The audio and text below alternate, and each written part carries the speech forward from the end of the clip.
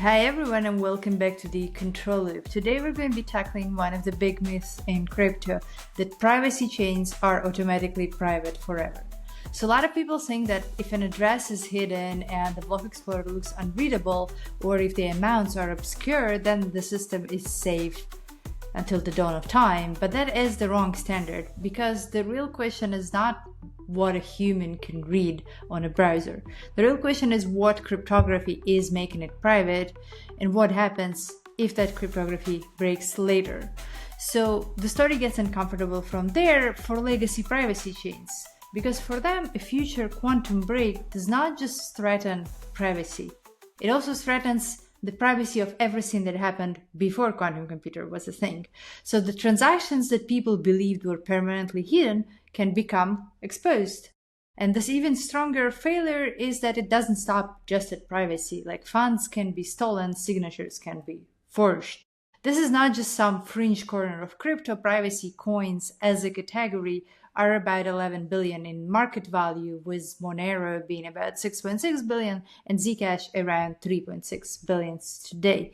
So this is exactly why it matters. And today we're going to be using Zcash and Monero as two case studies of why privacy doesn't mean privacy forever. And we're going to break the myths. We're going to take exactly apart the protocols and show exactly which parts are vulnerable, how can they expose all transactions, how can make funds become unsafe, and why the future standard has to be post-quantum safe and not just privacy that looks good. So let's get into it. Yeah, Dariia, thanks for this comprehensive opening. So one caveat, whatever we are going to discuss in this podcast for our listeners, this is not something that we have built on our own. All the sources of the materials have been taken from what have been published, and this is more on the side of the quantum risk of the existing so-called privacy chains and why there is a risk. This is not at all investment advice. It is directly our own views, and we do not suggest that it should be taken as any investment advice. So moving forward, Daria, you said that the Zcash or the Moneros are the two case studies that we have to discuss.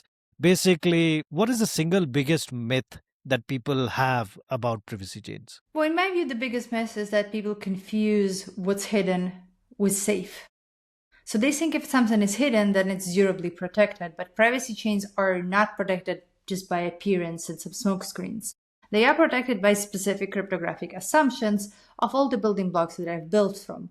If those assumptions fail, then the privacy fails together with them. So privacy is not just a UI feature when you type in your password and it appears as asterisks. It is not cosmetic. It's a cryptographic property of the protocol. So the first myth that we have to address is that hidden is not the same as safe, and specifically not the same as post-quantum safe. And that matters for both Zcash and Monero and most of the others privacy protocols anywhere in the crypto, that their own ecosystems already discuss it in quantum risk terms and see which parts they need to address. So Zcash does so explicitly in their ZIP 2005. Monero does it explicitly through their own CCC post-quantum proposals from Monero Research Labs. So what we are discussing today is actually just summarizing all of that for the people. So got it. Like this is nothing that you have invented or I have invented out of the train here. This is something that is already out there, and we are just putting it together in a better fashion. And I think this the incentive of this came in when we heard certain individuals out there who were saying that the privacy chains are PQ safe, and this misconception was going. And I we come from the technical space, and we know and we understand post quantum throughout. So we took it on us to kind of explain that what are the risks for the privacy chains and what are the risks, how PQ safe they are. So when people hear Dariia harvest now decrypt later, they think about encrypted files or messages. How does this idea of harvest now decrypt later attack apply to the blockchains? Right, so that phrase can be like too narrow in its classical definition for crypto, but it's been kind of expanded to mean anything that's basically vulnerable for quantum later. And it's okay for people to have this misconception because they think that quantum computer, it can take your public key and it can break it and it can create your private key. So if it doesn't know your public key, it's safe. That is not true. And what I want to take on today is that cryptography and privacy and post-quantum safety are not one fit all. This is a very nuanced topic, and there's very assumptions, and they're very intervened, and there's a lot to dig into. So for Zcash, for instance, they have shielded system that includes viewing keys, diversified addresses, ephemeral public keys, shared secret derivation, node encryptions, nullifiers, commitments, a lot of things. So in their own ZIP 212, they explicitly say that like a single encoding view key can receive payments on many distinct unlinkable payment addresses. So the sender side ephemeral secret and a shared Diffie-Hellman secret are both used in payment flow. And both these parts are vulnerable to quantum computers. For Monero, it's slightly even more complicated because you have to archive now, save it, solve later, then de-anonymize, and then steal. But if you're motivated and you have a quantum computer, none of it is safe. Because Monero doesn't really expose the same way shielded nodes in a pool as Zcash, but it exposes still enough of the public key structure on chain that if the relevant elliptic-curve cryptography fails, attackers can still reconstruct the history of the recipient, have a linkage of their spends and their transactions, and eventually also compromise ownership. So Monero has also published their own post-quantum proposal saying that if a quantum adversary who can obtain the public wallet address, they can derive the private key and they can learn the user's entire past and subsequent transaction history and also steal whatever funds are there in the wallet. So in both systems, the danger is not that just like the future transactions will become unsafe from the day that there is a quantum computer. It thinks that the quantum computer also threatens everything that has been private before that. Got it, Dariia. So essentially what you're trying to say is that somebody has done certain transactions, assuming that Zcash and Monero are private, those transactions will be visible tomorrow. And it's not about whether it will happen or not. The question is more about when it will happen, and the when is that when people have a quantum computing and they will be able to break it. And essentially this has been claimed by both Monero and Zcash that they can be broken, and once they are broken they will become public, and not only public but the funds will also be stolen. So the whole situation right now is, as I understand, that if really someone wants to do a private transaction which can be kept private for eternity, then they should not do the transaction on such architecture.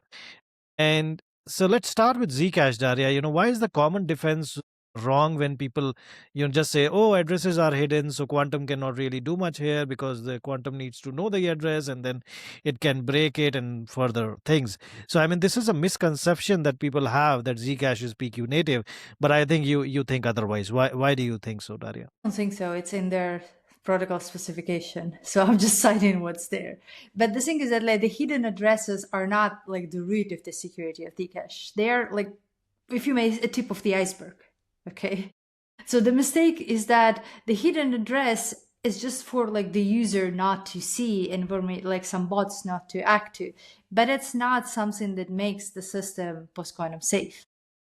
So our biggest source here is the ZIP 2005 written by Dariia and Jack Gregg, the Zcash developers, and they say that what they propose for like orchard recoverability change is going to improve it for quantum, but it's not going to make it completely protocol secure against quantum adversaries. So that is already a statement that says that Zcash is not post-quantum safe or going to magically become post-quantum safe with this just one change.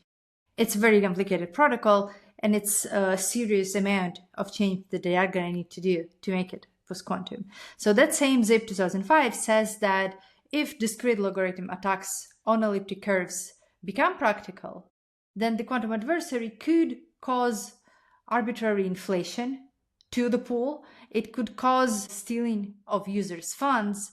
And also, like their algorithms for sapling and orchard, like commitments to nodes in those pools, are also not post-quantum binding, which means that quantum or any other algorithm, even classical, that can break a discrete log for elliptic curves can forge the spent nodes and also breaking the hidden balance property. So it's not just the privacy problem, it's a privacy problem, it's an ownership problem, it's integrity problem. So basically everything that, Zcash promises you is vulnerable to quantum computer.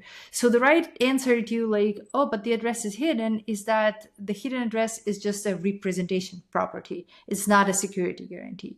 The actual guarantee is still the elliptic curve, secret, node encryption, nullifier, commitment, machinery, that most of it still depends on elliptic curves. So Zcash own documentation says that they are not fully quantum safe. And it just means, yeah, if you don't see the address, the quantum computer is going to have to take a few more steps to steal your funds. But if you have a quantum computer, it's still doable. Yeah, thanks, Daria, for this. I think what you're trying to say is that, and I need to highlight this, when you say that quantum needs to take few more steps, it means seconds of steps and it's not days of steps, because I mean it's just 2 more seconds for it essentially. And what you're saying is that Zcash own documentation is saying it is not quantum safe. Their privacy can be broken, and their funds can be broken, and the past transactions can be made public. So essentially, if they are saying, then who are we to say otherwise? So Zcash essentially is not quantum safe. How does it break, Daria? Like what breaks first in Zcash? And if you can, just highlight what would be the sequence there. So there are several layers to that, and the sequence matters. So first, it's the tip of the iceberg. The shielded confidentiality layer can become vulnerable because, like, it's a classic harvest now, decrypt later. Then second is that address-derived privacy and unlinkability to spending is also becomes weaker because those properties also rely on the same elliptic curves. Third then goes the privacy failure is achieved, you go to ownership failure because discrete logarithm is still what secures the signatures, and so quantum adversary could steal and forge funds. And then after all that, the deepest failure mode is ledger integrity, basically consensus. So ZIP 2005 says that node commitment constructions still are not post-quantum binding, and that a strong enough attacker could forge spent nodes that are not even in the commitment tree, basically making coins out of nowhere. And this breaks a lot of fundamental assumptions about Zcash. So the right framing for Zcash is not like a specific privacy chain at risk, is that confidentiality, ownership, and supply integrity, all of it is at risk. So Zcash, in a nutshell, I understand what you're saying is currently, as per their documentation itself, they are not meant for the post-quantum world. And if there is, an instance that there is a post-quantum attack, then I think everything breaks for them, and it would be a hard time for the people who are the users or who are, holding it out. Now let's go to Monero, Daria. Monero supporters say, we are very different from Zcash, so this is not a fair comparison. Let's get into the technicals, Daria. I'm sure, by now the listeners and I myself have understood that post-quantum is not something that you can just throw around randomly, right? There is a deep technical analysis and deep-rooted technical advancements that need to be made to make something post-quantum. It's not a hand-wavy thing where you can just say that, oh, my address is hidden. Oh, my wallet is hidden. Oh, I am using a hash wallet. I will not have to suffer this. So technically, what is the correct answer here, Daria? Well, yeah, we do have a rebuttal to Monero supporters who is going to say, oh, but this only applies to Zcash, so we're safe. No, Monero has its own problems. It's different problems, but it's still all there. So technically correct would be that the attack shape is different, but the conclusion is still severe. Monero is less exposed to like the classical harvest now decrypt later attack but it's still, you can do retrospective de-anonymization, and you can still do forgery for stealing of funds. Monero protocol documentation says that their privacy basically comes from ring signatures, a protocol called ring CT, and stealth addresses. So Monero doesn't really directly use addresses, but they create sort of like one-time addresses with like Diffie-Hellman key exchange. And Diffie-Hellman key exchange is not safe in post-quantum. So if it's based on like elliptic curves, which is mostly is. So if you look at their own like post-quantum CCC proposal that have been published recently, they say that a quantum adversary can obtain your public key wallet and derive your public key, learn your entire past and future from that point, transaction history, and also steal any funds that are there. Because the key images can also be used to break privacy features of transactions that are recorded in the past. Now, in the older materials, they have also published that Monero's anonymity reduces to basically one more decisional Diffie-Hellman, and its unforgeability is like one more discrete logarithm. But they are both not very hard for quantum adversaries. So it's still kind of, a couple more steps. It's slightly different steps than Zcash, but it's still not quantum safe. They have, in that same presentation that I'm referring to that we're going to link, they have also been asked whether a quantum attacker could break ring signatures to just decrypt transactions, and the answer is yes. They could compute discrete log of every one-time key, and they can just like decrypt all of Monero for everybody if the attacker is motivated enough to do so. So once you the discrete logs, you can check key images, you can see everything that has happened before, and you can then forge the funds. And this is not like my criticism, this is their own published presentations and documentations for Monero. Got it, Dariia.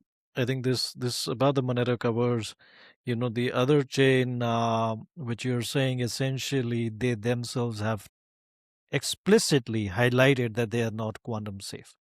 So the one thing that I will take away from that is if there is a post-quantum development which is able to break the elliptic curves ECDSA, which we have been talking about, then Monero or Zcash are not safe. Neither their privacy, neither the tokens, neither the ownership, neither the supply chain.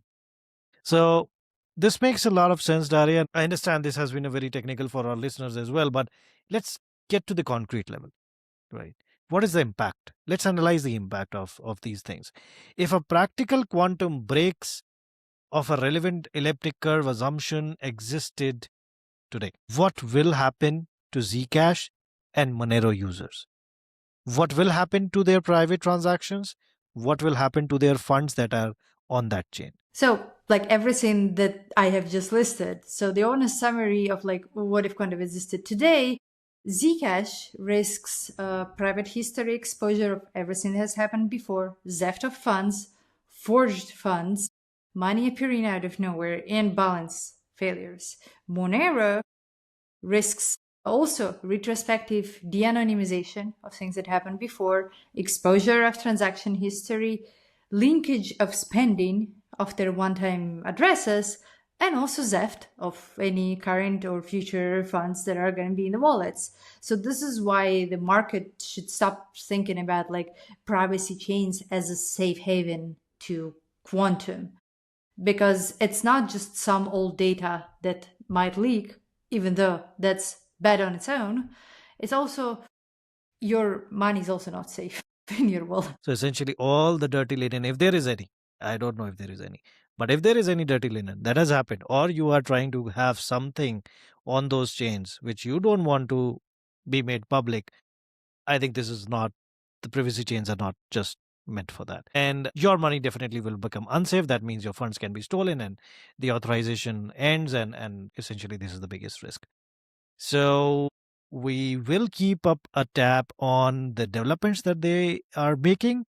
But what we can say that this is the most updated information that we have from the secondary sources, that this is their current situation and they are not PQ safe. What should the broader market care about, Dariia? Now, the problem that we have already explained, The privacy is not privacy anymore. The private chains are not private anymore. They can be funds can be stolen. They can become public and everything. So essentially, the whole narrative is gone if there is post quantum. And I keep on saying if there is post quantum, but I should rather say when there is post quantum, because NIST has already approved, that 2030 everybody should go post quantum. Right. I mean, you're right to say that this doesn't stop on privacy coins. It's about the privacy at all in general in digital finance.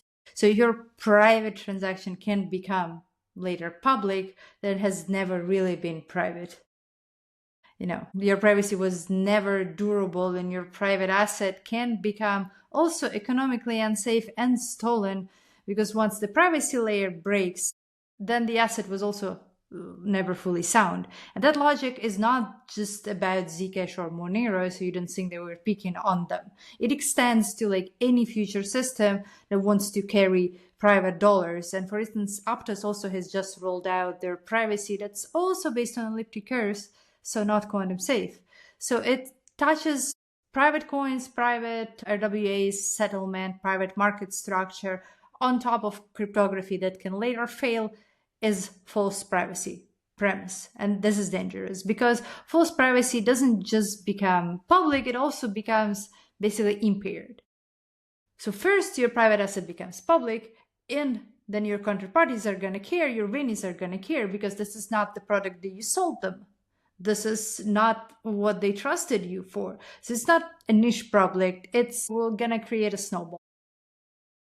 Got it, Dariia. So what you're saying is it's a systemic effect. So if Fidelity or Citadels and Franklin Templeton, they are all coming in the space of and trying to tokenize the equities of 72 trillion on chain, and they use an infrastructure like this, and they start using those tokenized equities as a collateral, then that collateral of say $1 private becomes $1 public, and then becomes $0 public, essentially.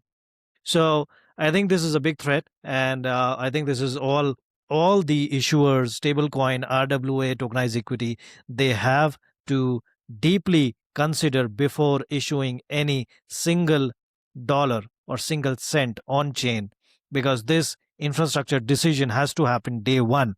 Even if they skip that, they don't do it day one, then every minted dollar will carry this fault or impairment.